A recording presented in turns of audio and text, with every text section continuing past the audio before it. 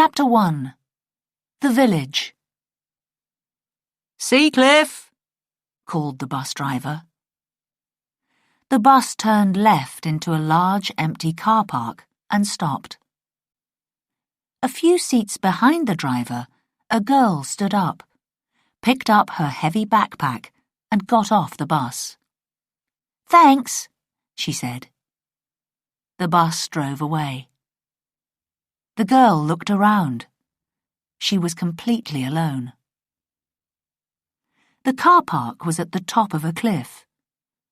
Beside her, a gate led into a churchyard.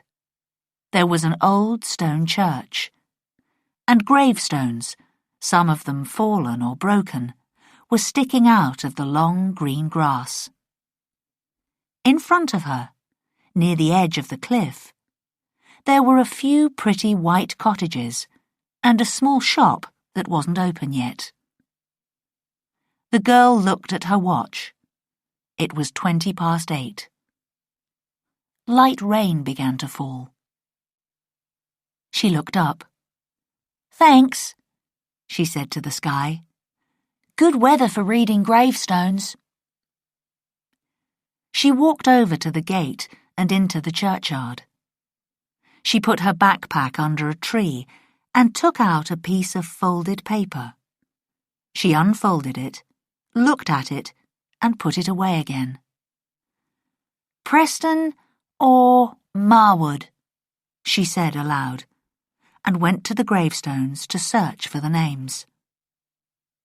For half an hour, she walked up and down the lines of graves. Some of the gravestones were very old and difficult to read. Others made her sad. Through the years, a lot of men had drowned near here.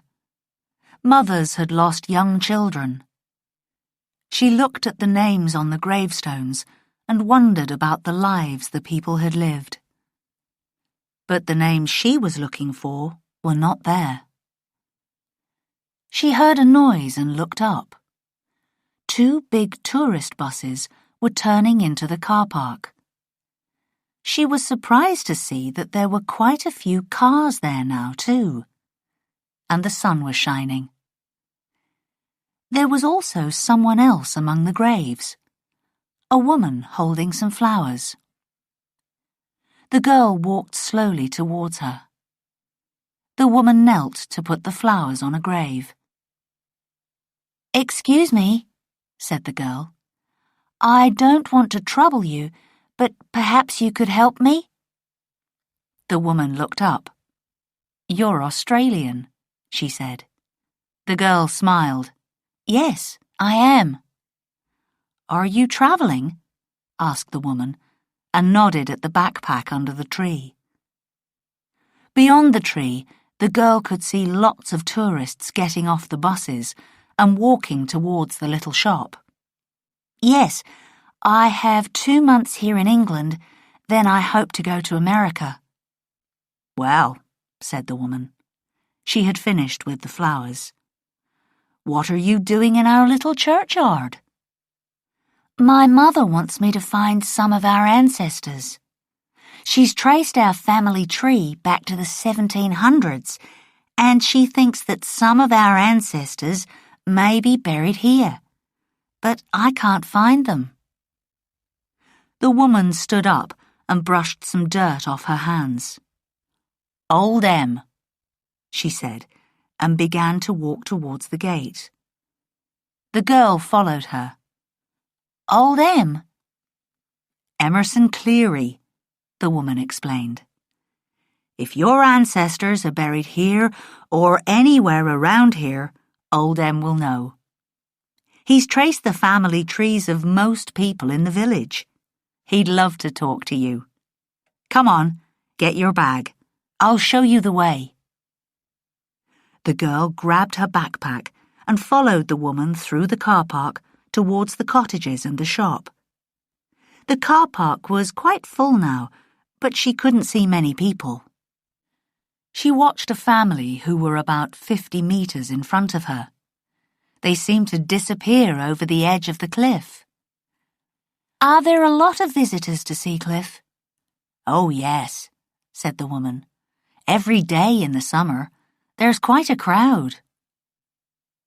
They reached the little shop at the edge of the cliff, and suddenly, below them, there was the village. "Oh," said the girl, "it's beautiful." The whole village was built into the side of the cliff. A very steep and narrow cobblestone road led all the way down to the sea. On both sides of it and all around were pretty white and grey cottages. They seemed very old. They had slate roofs and small square windows, and, because the land was so steep, some of them had steps up to the front door. And every house had flowers, in pots or at the windows, their colours bright against the white walls. The girl followed the woman down the steep cobblestone road.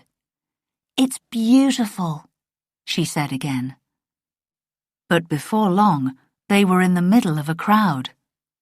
Tourists filled the narrow road and the small souvenir shops along the way. Their voices filled the air. Near the girl, a large American man in a bright shirt called loudly to his wife, "Hey, Myra, take my photograph. Hey, what's the name of this place again?" The girl hurried past. "Old Em lives just through here," said the woman, and they escaped down a very narrow lane between two houses. They came to a little cottage on the other side. "This is his place," said the woman, and she knocked at the small blue door. "Thank you," said the girl. "He'll help you," said the woman. Then she went down the lane again and disappeared. "Thank you," the girl called after her. She heard the door open and quickly turned around. A man with a white beard stood there. On his head was a fisherman's cap, and his face looked like it had seen all kinds of weather. But his eyes were bright, and he looked comfortable in his clothes. Two cats wound themselves in and out between his legs. Are you Emerson Cleary?" the girl asked. "Yes, lass," he answered. "My name's Cully Robinson. A woman, thought that you could help me." Emerson Cleary led Cully into a room at the back of the house. "I keep all my information in here," he said. "Wow," said Cully. Every inch of the room was covered in pieces of paper.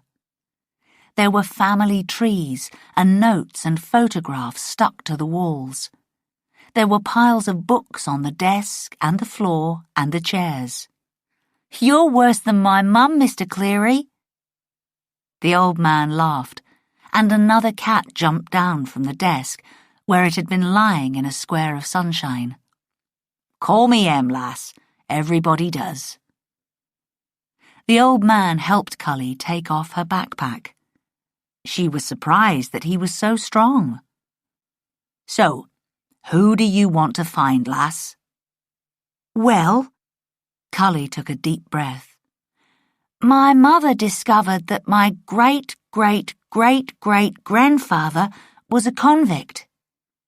He was sent to prison in Australia in 1831. Now she's traced the family tree, and she thinks that his mother and some other ancestors may be buried here in Seacliffe. If I find any of their gravestones, I have to take a photograph for her. I've got a copy of the family tree here." Cully took the piece of paper out of her backpack, unfolded it, and lay it on the desk. She pointed at some names near the top of the tree. "Here they are. John Preston. He's my great-great-great-great-grandfather. And his parents were Edward and Mary Preston." After the name Mary Preston, Cully's mother had carefully written Marwood. Em pointed at the word. Was this Mary Preston's name before she was married? Yes, I think so. There's a Marwood buried up at the manor house. He thought for a moment. Maybe some Prestons, too. The manor house? Yes, it's a large house not far from here. The family who owns the village lives there. One family owns this whole village? Yes. For hundreds of years, this whole area, the village, the farms around it, the forests, have all been owned by one family, and they have always lived in the manor house. Look, I'll show you. He went to search through some books near the window. That's the reason the village hasn't changed for nearly 100 years. One of the descendants loved the village so much that he wouldn't allow anything to be changed. He didn't want to see anything modern here. Now everyone comes to see our old village. Ah, here it is. He opened a book and put it on the desk in front of Cully. There was a map of the area. Em pointed at it. All this land is owned by the family. Here's the village, and there's the manor house. Then he pointed at a small cross on the map. It was some distance away from the house. And that's a little chapel. The graves of the family are next to it. That's the place to look for Edward and Mary Preston. You think they may be there? Old Em gently pulled his beard. I can't remember. I have seen the graves, of course, but it was a long time ago. I'm more interested in the history of the people of the village than the history of the lords of the manor. He began to look around the room. But I have a little book somewhere. Cully smiled, moved some books off a chair, and sat down to wait. Immediately, a grey cat jumped onto her lap. Aha! Said Em suddenly. I knew I'd find it. He searched through the pages of a small, thin book, then stopped and read for a moment. It says here that Mary Marwood was the sister of William Marwood, who owned the manor. Mary married a man called Edward Preston, and they had 2 sons, Robert and John. John, my great-great-great-great-great-grandfather. That's right. Now, when William died, he had no children. So in his will, he left everything to his nephew, Robert. So one brother became lord of the manor, and the other became a convict? Yes, lass. Cully made a face. I think I was born on the wrong branch of the family tree. We've never had any money. They both laughed. Em closed the book. Well, you should find William Marwood's and Robert Preston's graves at the manor. Can I go there? Asked Cully. Oh, yes, said Em. You don't have to ask for permission, unless you want to meet the family, of course, he added. What are they like? Cully asked. Em took a moment to find the right words. Well, they're not the friendliest of people, he said at last. Oh, really? Said Cully. Then I think I'll just visit the graves.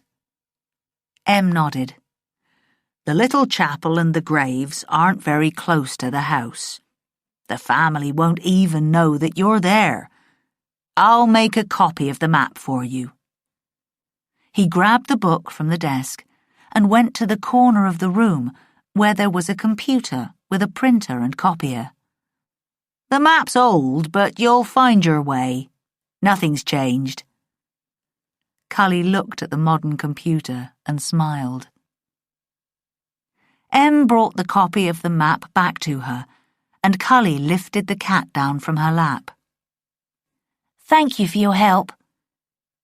She put the map in her pocket and picked up her backpack.